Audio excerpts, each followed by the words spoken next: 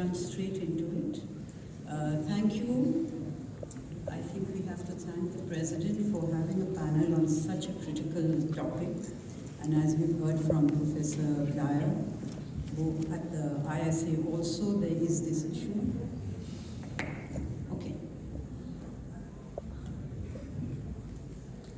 And many of the things which he said actually make it a little easier for me, or at least give some sort of background. And I realize I have to start at once with a caveat. The title of my theme is very ambitious: Gendering Democracy, Democratizing the Personal.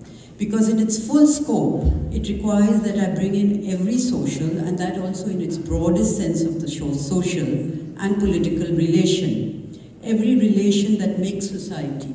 It covers the field of gender studies in its various perspectives and streams. So in what I say today, I will be radical in my elisions and may not be able to give credit to the many scholars that is their due and my debt. To delineate the parameters, the first question, of course, is about what is democracy. It is a much used and abused idea, lumping together very distinct moments: anarchists, populist traditionalism, consensus politics, and of course also electoral autocracy. Linked to this, we also need to think through conceptualizations of the state and power, on which also there has been a wide range of sociologists and scholars who have written from many different angles and critiquing each other. I simply point to a commonality that I elicit from them, not necessarily the focus of each. Repudiating the construction of the state as a monolithic entity, many have argued that state power and politics are pervasive, multidimensional, often unsystematic and unconscious in their operations. Yet, as the Canadian sociologist Dorothy Smith elaborates, relations of ruling as a complex of organized and structured practices that interpenetrate the multiple sites of power, local and extra-local, concrete and abstract, specific and generalized, all claiming universality, are those through which the dominant classes rule in conjunction with, and here there's elaborations we can make in various different lines, but in conjunction with gender, caste, race hierarchs and relations. This, of course, implies the inextricable connections between gendering democracy and democratizing the personal. And indeed, one would say to salvage democracy as a value and a process. But addressing the quagmire of all that is named as democratic is not a productive path for me today. I start with a premise that democracy is a promise and a summation for institutionalized and participatory political processes that aim to counter inequalities of gender, caste, class, religion, region. Inequalities that lead to patriarchal, classist, casteist, and racist limitations to citizenship. Democratic processes and institutions can make inequalities and hierarchies more livable, but if democracy is to be meaningful and survive, it must push further than just making it livable. The electoral and public domain has been the focus of liberal politics and liberal feminists. It was a concern in the national movement and remains at the core of much of the discourse on women's empowerment and women as citizens. However, as Ambedkar, among many others, pointed out, and our history clearly demonstrates, elections and a vote are not the sum total or the guarantee of democratic relations and institutions in our social, political, economic, or cultural life. Though part of the democratic processes and gender equality, or their lack, and a small path to it, gendering democracy is about more than the participation of women in electoral politics, or increasing their voting percentages, or indeed increasing the numbers of women and members of deprived classes and oppressed castes and groups in public politics and governance structures, in institutions, in civil society and the public domain. In other words, it's about much more than numbers. Not just formal, but substantive equality are a sine qua non for a deep and functioning democracy. This is what our Constitution envisaged in a shift from liberal democracy that was produced by movements of resistance to a variety of, and I will keep repeating these words, cultural, political, economic, and social subordinations. It entails a recognition of relations and structures that liberal ideology can obscure, which I will return to. In exploring this, we can look at,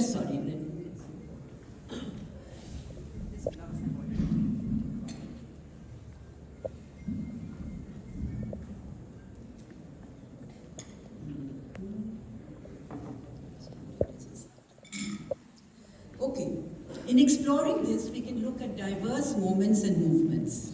Bhakti, the Bhakti movement and the women in the Bhakti movement, who refused religious demarcations and institutions and withdrew from the worldly order, both personal and the public, due to the non-democratic nature of religious paths and institutions that denied them their spiritual or ideational desires. They embodied the dissenting spirit of democracy at a time when democracy was not thought of as today. We also know of the many women who participated at different levels and streams of the national movement.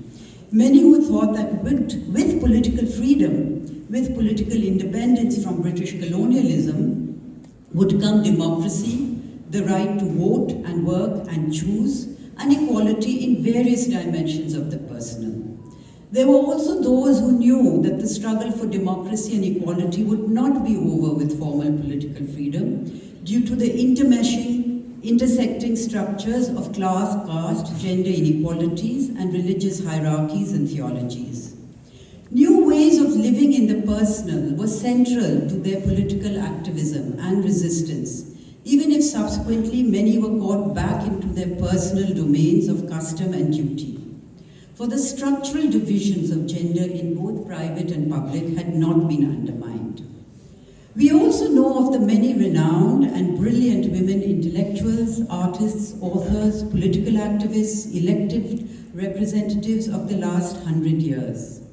They are women who ensured themselves voice and choice, often with much struggle and meeting with resistance, but also receiving support and solidarity. They were not only those who could draw on their class and caste and consequential educational privileges, but also those with little privilege. Their lives tell us a double story. Ascribed inequalities are not iron cages, especially when there is some minimal democratization of opportunity, not least because intersecting inequalities can undercut each other. But at the same time, what we see is that while formal liberal democracy can enable some of the subjected to move ahead, ideologies and power relations of and in the state, in civil society, and in the personal domain have continued to work to retain unequal relations and undemocratic structures. This, of course, brings me to what is another key word in my title, the personal. A term which implicitly comes with the idea of the private and with its opposite, the public. A long history of scholarship and political movements has argued that there are no permanent or universal or necessarily useful lines or meanings to the demarcations between these domains. Again, I must elide over these debates and simply point out that one fulcrum of democratization is through questioning the division.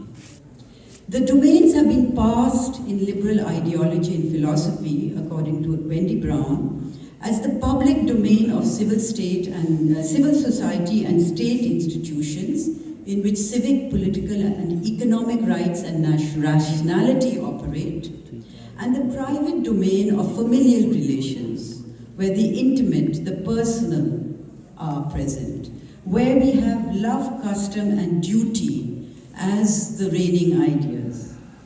We see this in the struggles and lives of the women I have alluded to, echoing the feminist slogan, "The personal is political." But of course, we can't stop there. Democracy requires the decompartmentalization of rights and rationality and love and custom. My contention and the simple argument I make is not new for scholars of gender, what I have already said. Democratizing the personal, gendering democracy, and democratizing the public are inextricably intertwined. Authoritarian and unequal relations in the private or the personal, especially of gender, limit democracy and possible transformations of inegalitarian structures in the public. In most contemporary societies, which are classist, patriarchal, casteist, and or racist also, at their core, though not necessarily in their dominant self-representations, this is often obscured by paternalism in each domain. Protection and maintenance are promised to the dominated, the subjected, the unequal, suggesting that they need not bother themselves with the hows or whys or whos of their subjection or exploitation, but which also then requires their obedience and acceptance of the hierarchical relations and powerlessness. This is also implicit in the naturalization and romanticization of the personal, intimate, private domain, which is reified as the core of tradition, community, and stability, to which I will return. But working with that common sense divide of the personal and the private and the public, we can take three directions, if we wish to, in examining.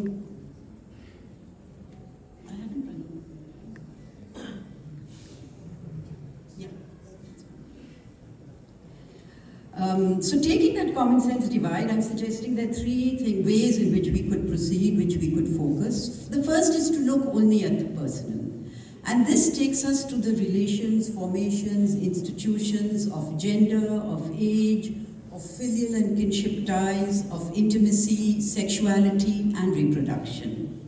The second is to look at the effects of the democratic processes or the lack of them in the public domains on the personal and the intimate. And the third is its reverse, to look at the effects of democratic or non-democratic relations in the personal and intimate domains, the ascriptive demands, on the possibilities of democratizing the public domain. Having flagged them, but given the paucity of time, I cannot disentangle them, which, if one could, would of course bring clarity. But perhaps, so I'm going to proceed without that disentanglement, but we'll see the disentangling. Perhaps the most evident and denied are the effects of democratic or rather non-democratic relations in the personal and intimate domains and the public domain on each other, that interaction.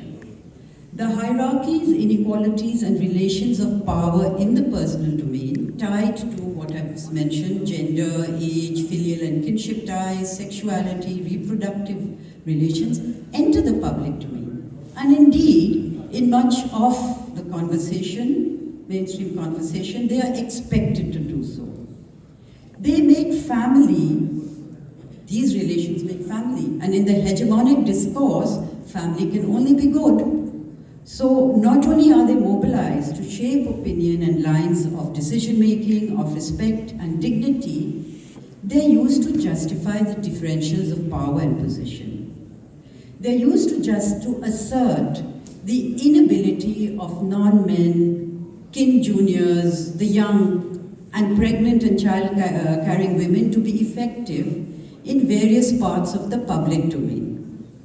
Of course, the standards of effectivity and efficacy which are taken up and the facilities which are provided to enable effectivity are attuned to the needs and standards of upper caste men who have their class, caste and male networks, but also who are without the burdens of the domestic domain, who are without the burdens of what is unvalued and unacknowledged care work that goes into the maintenance of everyday life.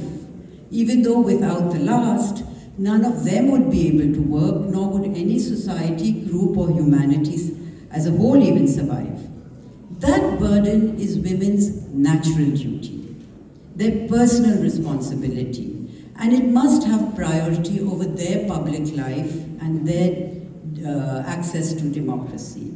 The sexual contract of the liberal state, as people have argued. And as a number of them argue, political philosophers in particular, the liberal state and discourse then are not contingently, but inherently gendered, requiring that gender difference to enable the privileged to be independent, autonomous political actors, decision makers, and ideology framers on their own terms. In other words, the undemocratic and unequal operations of gender and caste and class in the state, civil society, and the personal domain buttress each other directly or indirectly. The demands of the personal sphere deny autonomy over reproductive powers. Being cast as sexual markers of their community, demands of their personal responsibilities, and the real and impugned lack of physical safety become reasons to deny women access to public life and even education. And these outcomes are visible in our community, in our nation today. We see them in the rules governing participation in public institutional systems, in the elections, as when governments of Madhya Pradesh and Haryana enacted rules that disallowed those with little or no education, with little education, or those with more than 2 children from contesting in local body elections. And this immediately affected the number of women who were able to participate in the elections. The personal is, of course, the arena of the affective and the emotional, which that emotion, along with paternalism, can easily obscure the lack of democracy for those who have been made dependent in multifarious ways. This means overturning the sexual hierarchies in the personal become even more arduous and requires both a radical and a constant process. Shifting discourses of naturalization and the timelessness of tradition reinforce the rules and norms that shape and govern these relations and identities. In this, gender and caste are crucial, but not only in feudal and caste ontologies and religious theologies, as many people would say, but they are also implicit in liberal politics.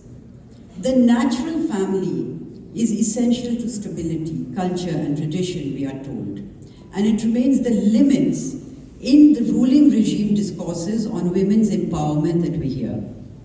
So this is evident in the advocacy to include the Manusmriti in school curricula and to be praised even by judges. Daughters, of course, must be kept alive and educated, but their marriages and choices must be controlled, as we see with the love jihad laws. These daughters are loved if they fulfill their duties as good, obedient, and adjusting daughters and wives, for they carry the onus of ensuring the customs on which the personal domain and then society and culture depend. Again, this is evident in the long struggle by women's groups and others to have domestic violence and child abuse acknowledged, and the continuing apathy in ensuring the required judicial and social interventions. This brings into relief the centrality of essentialized, naturalized, and reified traditions in undercutting democratic gender rights. It is also particularly evident in the continuing refusal to legally acknowledge marital rape and gay marriage. Gay marriage, of course, again goes against assumed natural gender divides, and the former, marital rape, is said to be a lie. The presumption is that masculine dominance in the family is non-violent. Adjudicating marital rape will undermine marital intimacy and thence the family. So the institutionalized inequalities within familial ties and structures are functional and natural, and thence not harmful to anybody. In fact, in such a frame, democratic ideas and practices are harmful to ties and tradition, and thence to society and culture in itself. Summing up, relations of ruling I say, allows shifts to the gendered nature of marriage and family up to a point. There's a very famous film, actually, a Cuban film called Up to a Point, made by Thomas Elia, which also points to this, that things can go so far and then it's like, no. The structures of personal relations lock into place many other social and political hierarchies and relationships, including structures of class and caste. They enhance the means to control dissent and ensure the rights of the privileged that rest on manifold inequalities. So, in other words, democratization of the personal is also the linchpin of gendering democracy and of democratizing our society as a whole.